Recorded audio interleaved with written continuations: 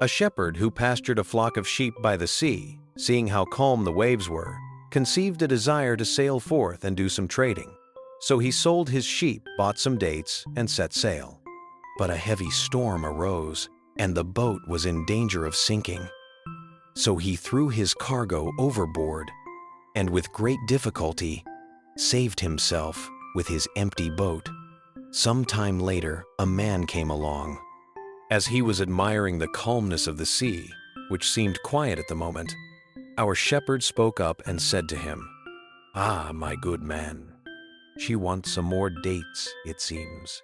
That's why she appears calm." This fable shows that mishaps serve as lessons to men. An amaranth, which grew beside a rose, said to it, "How beautiful you are! You are the delight of gods and men. I congratulate you on your beauty and your scent." The rose replied, "I only live but for a few days, Amaranth. And even if no one cuts me, I wither. But you are always in flower, and you remain ever young." It would be better to remain content with little than to live in luxury for a short time and then to exchange it for misfortune and even death. Some people boarded a ship and took to sea. When they were out in the open, a violent storm blew up and the vessel was in danger of sinking. One by one, the passengers tore at their clothes, invoking the gods of their countries with tears and moans and promising to make offerings of thanks if they escaped and the boat was saved. But the tempest stopped and calm was restored.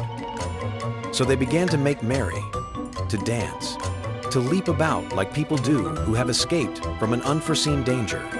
Then the stout-spirited steersman sprang up and said to them, "My friends, let us rejoice, but let us do so like people who may yet again encounter the storm."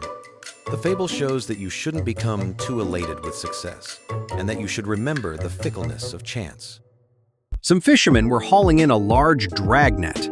As it was so heavy, they rejoiced and danced, imagining that the catch was a good one. But when they had pulled the dragnet to the bank, they found very few fish. It was mostly filled with stones and debris. The fishermen were deeply upset, less because of what had happened than because of the disappointment to their heightened expectations. But one of them, an old fellow, said to the others, "Don't let's be depressed, friends, for it would seem that joy has for its sister addiction. And if we rejoice prematurely, then we should expect its contrary to follow. Neither should we delude ourselves into always expecting the same success, considering how changeable life is. But we should tell ourselves that there is never such good weather that a storm might not follow." The halcyon is a bird who loves solitude and who lives constantly on the sea. It is said that to protect himself from men who might hunt him, he builds a nest in the rocks of the bank or shore. Now, one day, a halcyon who was broody went up onto a promontory, and seeing a rock which projected out over the sea, made her nest there. But some time later, when she had gone in search of food, a squall blew up. The sea rose up under the force of the strong winds, rising as far as the nest, which was filled with water, and the young birds were drowned. When the halcyon returned and saw what had happened, she cried out, "How unfortunate I am! I, who distrusted the ambushes which can take place on the land and have taken shelter on the sea, find that from the sea there is even greater treachery." It is thus that some men, through fear of their enemies, come to rely upon supposed friends who are even more dangerous to them than their enemies were. The bat, the bramble, and the gull met up with the intention of doing a bit of trading together. The bat went out and borrowed some money to fund the enterprise. The bramble contributed a lot of cloth to be sold, and the gull brought a large supply of copper to sell. Then they set sail to go trading, but a violent storm arose which capsized their ship, and all the cargo was lost. They were able to save nothing but themselves from the shipwreck. Ever since that time, the gull has searched the seashore to see if any of his copper might be washed up somewhere. The bat, fearing his creditors, dare not go out by day and only feeds at night. And the bramble clutches the clothes of all those who pass by, hoping to recognize a familiar piece of material. This fable shows that we always return to those things in which we have a stake. A bat fell to the ground and was caught by a house ferret. Realizing that she was on the point of being killed, she begged for her life. The house ferret said to her that she couldn't let her go, for ferrets were supposed to be natural enemies to all birds. The bat replied that she herself was not a bird, but a mouse. She managed to extricate herself from her danger by this means. Eventually, falling a second time, the bat was caught by another house ferret. Again, she pleaded to the ferret not to eat her.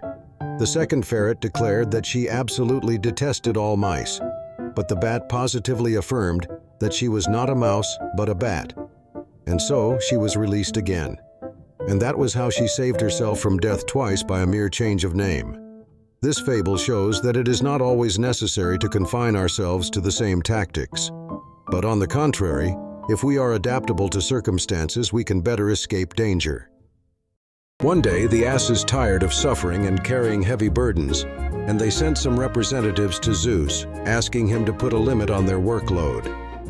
Wanting to show them that this was impossible, Zeus told them that they would be delivered from their misery only when they could make a river from their piss. The asses took this reply seriously, and, from that day until now, whenever they see ass piss anywhere, they stop in their tracks to piss too. This fable shows that one can do nothing to change one's destiny.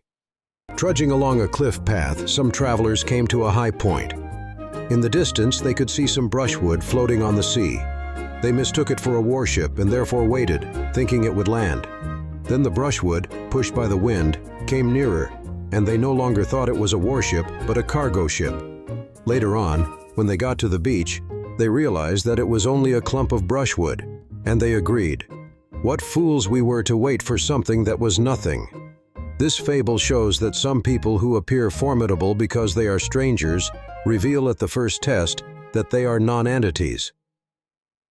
A castaway, flung onto the shore, slept from exhaustion.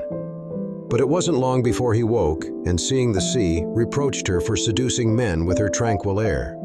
For then, when she had them in her watery grip, she became wild and caused them to perish. The sea, having taken the form of a woman, said to him, "But my friend, it's not up to me. You should instead reproach the winds, for I am naturally as you see me now. It's the winds who, falling on me without a moment's warning, swell me and make me wild." Similarly, we ought not to be blamed for being the originators of an injustice when it has been carried out on the order of others, but rather blame should fall on those who have authority over us. An astronomer was in the habit of going out every evening to look at the stars. Then, one night, when he was in the suburbs absorbed in contemplating the sky, he accidentally fell into a well. A passerby heard him moaning and calling out. When the man realized what had happened, he called down to him, "Hey, you there! You are so keen to see what is up in the sky that you don't see what is down here on the ground."